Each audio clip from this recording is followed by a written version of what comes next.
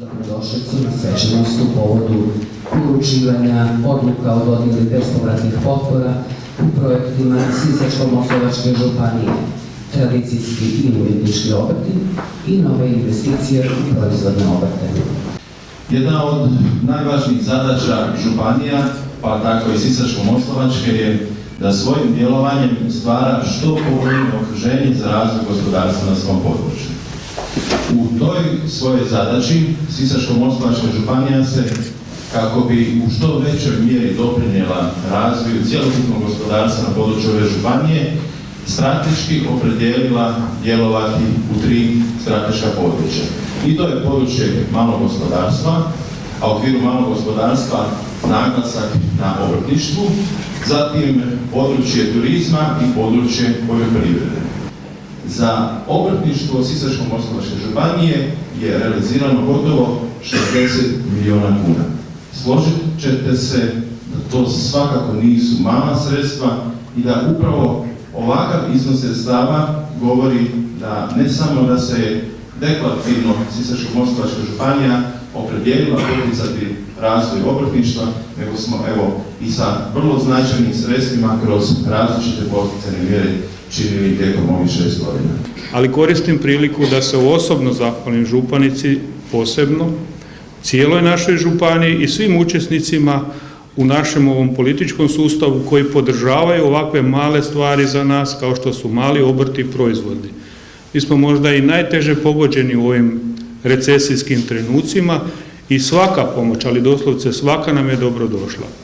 A kad se radi kao u našoj županiji u jednom cijelom slijedu sustava poticaja, konkretno govorimo o poljoprivrednim obrtima, znači gdje imate niz subvencija u sadnji, u izlascima na velike sajmove gdje vi možete ponuditi svoju robu, pa i na kraju ovakve fine kolačiće na kraju kao dobijemo, kao što je ovaj sustav poticaja, ja nemam drugo šta reći nego puno vam hvala.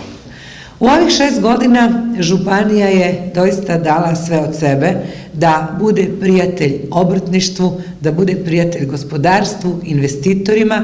Smatramo da gospodarstvo, poljoprivreda i turizam su nedjeljive cjeline, da su to strateški pravci na osnovu kojih se razvija i mora dalje razvijati Sisačko-moslavačka županija i sigurna sam da uz ove sve potpore koje ste čuli i od pročelnika Beloševića nisu male, ali su ostavile i jedan pozitivan trend i dale neki novi smjer i neke nove vjetrove ako uzmemo u obzir da se prije 6 godina uopće gospodarstvo nije govorilo kao jedna dominantna tema u krugovima politike.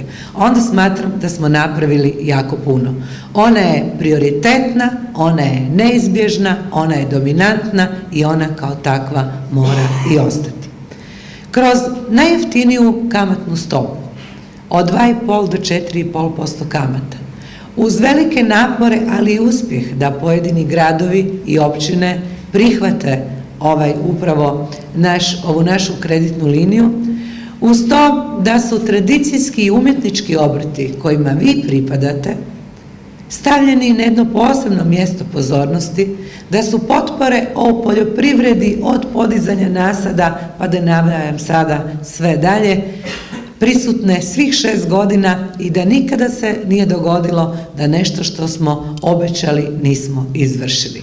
Mislim da dosljednost, da jedna iskrenost, jedna korektnost govori upravo o poštovanju prema svojim sugrađanima, ma što god oni od ovih obrtničkih ili nekih drugih zanimanja radili.